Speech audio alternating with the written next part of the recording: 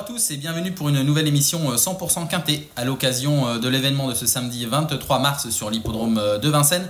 Le prix du Bois de Vincennes, un excellent lot réuni de 16 trotteurs âgés de 5 à 10 ans sur les 2850 mètres de la grande piste, des valeurs très bien connues et des chevaux qui sont capables ici de disputer pour certains le prix d'Amérique. On va les voir dans le tableau des partants que l'on va détailler tout de suite.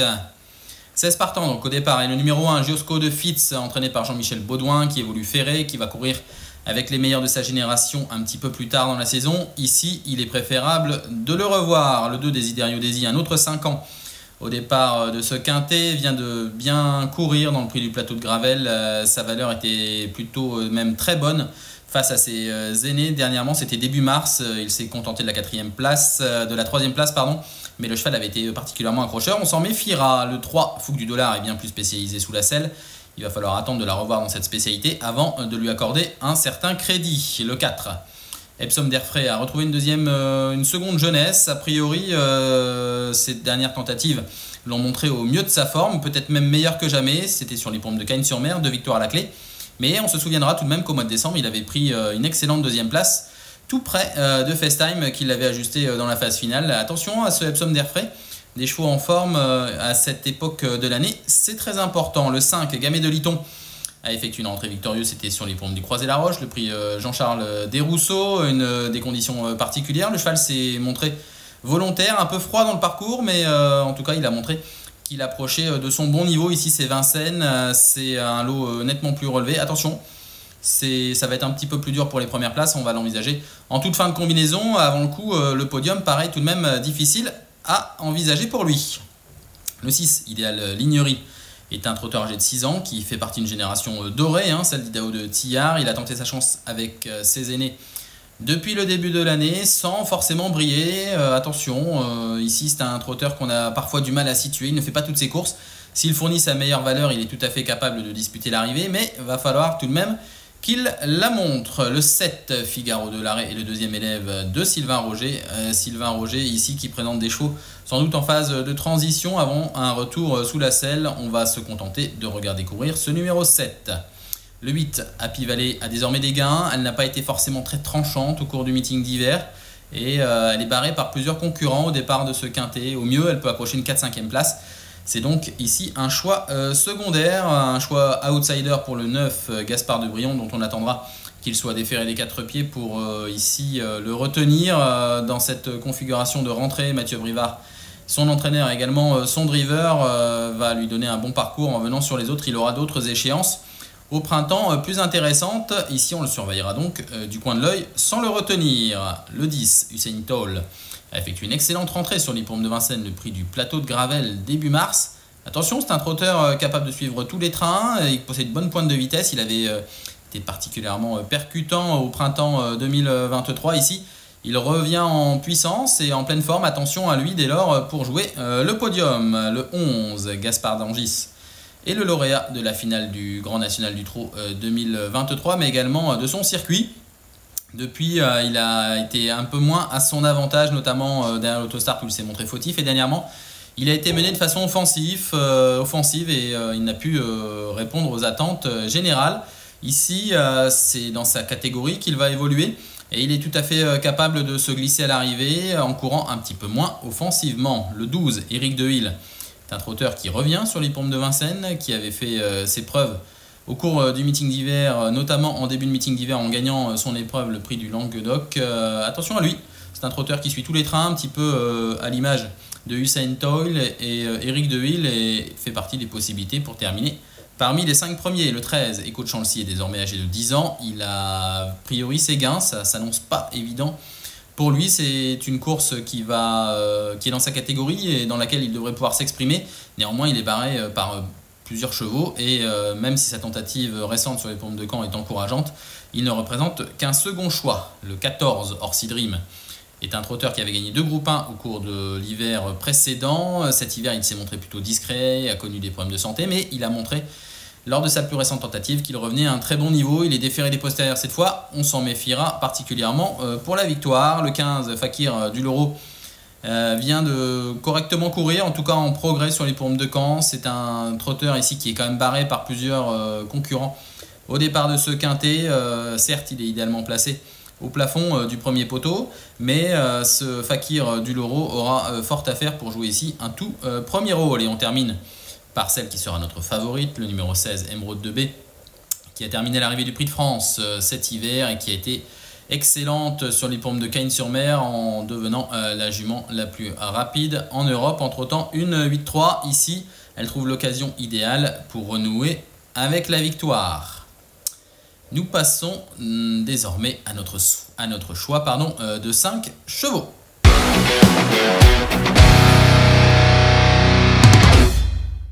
C'est la jument la plus riche que nous avons placée en tête de notre sélection de 5 chevaux, le 16 Emeraude de B, incontournable dans cette épreuve. Elle découvre ici un engagement idéal. Il y avait 2 échelons de départ à la base et aucun concurrent à 25 mètres. Ici, elle se retrouve donc la plus riche au départ. Emeraude de B, on la revoit en image lors de sa plus récente tentative. C'était à l'occasion du Grand Critérium de vitesse à Cagnes-sur-Mer. La jument s'est montrée particulièrement efficace et même bonne jusqu'au bout. D'ailleurs, elle est la nouvelle détentrice du record d'Europe pour les juments. Cette jument Emeraude de B est confirmée son excellent meeting d'hiver. On la voit ici dans la phase finale, donc progresser en pleine piste, en léger retrait de Vernissage Griffe qui s'est montré dominateur, mais Emeraude de B a très bien poursuivi son effort jusqu'au bout et contenu jusqu'au bout donc Go and Boy qui était excellent finisseur. On voit terminer juste un petit peu plus loin Eric Deville qui n'avait pas eu toutes ses aises à la 7ème place.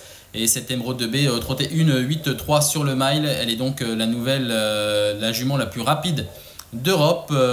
C'est une performance excellente à nouveau, après déjà une première tentative dans le critérium de vitesse de Cagnes en 2023 qui avait répondu à toutes les attentes de son entourage. Emeraude de B confirme donc son meeting d'hiver. Elle ici trouve un engagement idéal. Il y a peu de choses contre elle. Franck Nivard, qui la connaît parfaitement, sera à nouveau son partenaire. C'est une jument qu'il faut quand même courir à l'économie. Dès lors, un train très soutenu devrait l'avantager, mais avec des concurrents comme Gamay de Liton, le numéro 5, mais également potentiellement d'autres chevaux capables d'aller de l'avant, comme le 4 Epsom d'Airfray. Il y a fort à parier que cette Emeraude de B représente ici une base très logique dans ce quintet difficile d'aller contre elle. En deuxième position, nous avons placé le numéro 10, Usain Toll. Usain Toll qui a effectué une rentrée très encourageante dans le prix du plateau de Gravel, une course qu'on va voir un petit peu plus tard dans l'émission. Et ce Usain Toll a été écarté de la compétition cet hiver. Sa tentative de rentrée excellente sans avoir toutes ses aises le montre de retour à un très bon niveau. L'an dernier, à ce niveau de compétition et notamment dans le prix du Bois de Vincennes, il avait très bien tenu sa partie avant d'enchaîner dans le prix Kerjak par une seconde place. C'est un cheval capable de partir très vite, de se placer derrière les premiers. Attention à lui, s'il peut placer sa pointe de vitesse au bon moment, Usain Toll fait partie des candidats sérieux à la victoire. Troisième position pour l'un des trotteurs les plus titrés au départ de ce quintet, c'est Orsi Dream, double lauréat de groupe 1 au cours de l'hiver 2022-2023. On le revoit en image lors de sa plus récente tentative, c'était le prix du plateau de Gravel, une belle course de référence d'ailleurs où on retrouve plusieurs concurrents de cette épreuve, sauf le lauréat FaceTime qui avait fait 6 sur 6 en concluant son meeting d'hiver par cette victoire. Orsi Dream avait très bien tenu sa partie jusqu'au bout. Après avoir été relayé par FaceTime, il s'était montré courageux et avait très bien tenu sa partie sans baisser de pied dans la phase finale. Il montrait ici qu'il était de retour à un très bon niveau après plusieurs tentatives un petit peu en deçà de sa meilleure valeur. Il a connu des problèmes de santé, mais c'est à l'air désormais derrière lui. Lors de cette tentative dans le prix du plateau de Gravel, on retrouvait à la 3ème place Desiderio Desi qui avait très bien soutenu son effort jusqu'au bout après avoir progressé en dehors depuis le haut de la montée. En 4ème position, Usain Toll n'avait pas été très heureux derrière Orsi Dream. Et nous avons également Gaspard Dangis qui prenait la 5ème place après être ressorti dans la montée pour tenter d'inquiéter FaceTime, en tout cas de le menacer. Et 7ème place pour Happy Valley qui n'avait pu faire mieux, en tout cas accélérer de façon très franche, comme idéal lignerie. Ici une ligne particulièrement intéressante que ce prix du plateau de Gravel qui a récompensé un petit peu Orsi Dream et en tout cas remis sur le droit chemin Orsi Dream qui sera ici déféré des postérieurs dans cette configuration. Il a déjà brillé et Orsi Dream, visiblement de retour au mieux, fait partie des bonnes possibilités d'un quintet finalement assez ouvert, beaucoup de possibilités pour les premières places. Le parcours fera désormais comme souvent la différence. Mais Orsi Dream est un cheval qui peut aller de l'avant. Dès lors, ici, on le retient en 3e position avec intérêt. En 4e place, nous avons positionné le numéro 12, Eric Deville. Eric Deville est un cheval qui s'adapte à toutes les situations. On va le revoir en image lors de sa plus récente sortie. C'était sur l'hippodrome de Vincennes. Ça remonte au 30 décembre dernier. Il avait dû se contenter de la 2e place, mais une excellente 2e place. Il rendait alors la distance à Ibiki Dewell, qui était l'une des vedettes du meeting d'hiver par sa constance, mais également par son spectacle. Ibiki Dewell qui avait pris la tête et ce Eric Deville qui s'était rapproché en dehors dans la montée lui conteste jusqu'au bout cette victoire sans pouvoir le dominer, mais il se montre très très accrocheur alors qu'il rendait la distance. Depuis, Eric Deville s'est produit sur les l'hippodrome de Cagnes-sur-Mer à 3 reprises. C'est pas forcément sa piste de prédilection, mais dans le critérium de vitesse de Cagnes-sur-Mer, il s'était montré particulièrement à son affaire. Cette 7e place était un tout petit peu meilleur que ne l'indique son classement. En tout cas, il n'avait pas eu ses aises et aurait pu prétendre à une 4-5e place avec un parcours un petit peu plus limpide. Cette tentative ici dans le prix du Bois de Vincennes devrait être couronnée de succès. En tout cas, il fait partie des chances très régulières pour terminer parmi les 5 premiers. C'est un cheval qui fait toutes ses courses, qui s'adapte à droite, à gauche, et retour à Vincennes ne peut que le servir. En 5e position, nous avons dû faire un choix et ça a été longtemps indécis entre le numéro 2, Desiderio Desi, qui vient de très bien courir, on l'a vu en image, dans le prix du plateau de Gravel et qui représente la jeunesse, mais nous avons privilégié le numéro 11, Gaspard d'Angis, qui a déçu certes dans cette épreuve, le prix du plateau de Gravel en terminant uniquement à la 5e place, mais le cheval avait sans doute besoin de cette tentative. On va le revoir en image lors d'un succès de prestige, c'était au début du meeting d'hiver. C'était le 3 décembre dernier, la finale du Grand National du Trot, où ce Gaspard d'Angis avait dû fournir une excellente valeur. Il a trotté en dehors de l'animateur durant quasiment 1800 mètres, les 1800 derniers mètres, et malgré tout, il va prendre l'avantage sur une XS bleue ici à la sortie du tournant final et s'imposer en force dans cette finale du GNT. Il devançait plusieurs concurrents qu'on va retrouver ici, notamment Happy Valley qui avait dû se contenter de la 8e place, mais surtout Emeraude de B. Emeraude de B, notre favorite, qui avait terminé au 4e rang et qui n'avait pu approcher Gaspard d'Angis.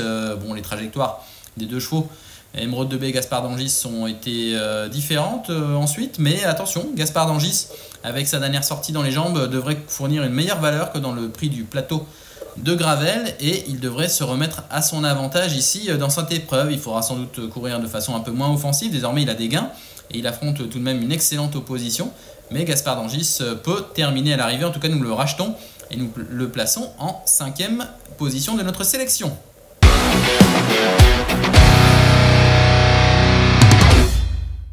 D'ailleurs, nous allons passer à la récap de notre sélection de 5 chevaux. Nous avons placé en tête le 16 Emeraude de B, incontournable, et qui va revenir à Vincennes avec des grosses ambitions. Elle mériterait de renouer avec le succès. Le 10 Usain Toll est placé en 2e position. Il devrait être sur la montante par rapport à sa tentative de rentrée. On s'en méfie particulièrement. Le 14 Orsi Dream, de retour à un bon niveau, fait partie des priorités. C'est le plus titré au départ de ce quintet. Le 12 Eric Deville fait toutes ses courses.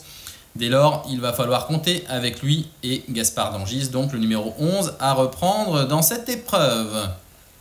On ne va pas vous laisser nous quitter sans évoquer un autre cheval au cours de la réunion. Une très belle réunion d'ailleurs sur l'hippodrome de Vincennes, composée de 9 courses et plusieurs groupes. Au départ, nous avons choisi une jument qui est particulièrement efficace au cours de ces dernières semaines, qui a remontré le bout de son nez, voire même mieux que ça, puisqu'elle rattrape le temps perdu. C'est le 312. Highland Love entraîné par Julien Dubois, qui vient de s'imposer à 2 reprises en trottant un tout petit 13 à 2 reprises donc, et en plaçant une pointe de vitesse dévastatrice. C'est une jument qui a longtemps connu un passage à vide, mais désormais elle est revenue à son meilleur niveau, elle évolue dans sa catégorie, il n'y a pas de raison qu'elle ici ne confirme pas, elle a les moyens à nouveau de jouer un tout premier rôle. Le parcours sera non déterminant, mais en tout cas important, mais Highland Love visiblement n'a pas encore tout montré. Ici elle représente une très belle possibilité dans la 3e épreuve, le 312 donc, Highland Love, mené et entraîné par Julien Dubois. Il ne nous reste plus qu'à vous souhaiter une bonne étude du quintet, mais également de la réunion de ce samedi 23 mars sur l'hippodrome de Vincennes. On vous dit bon jeu et à bientôt.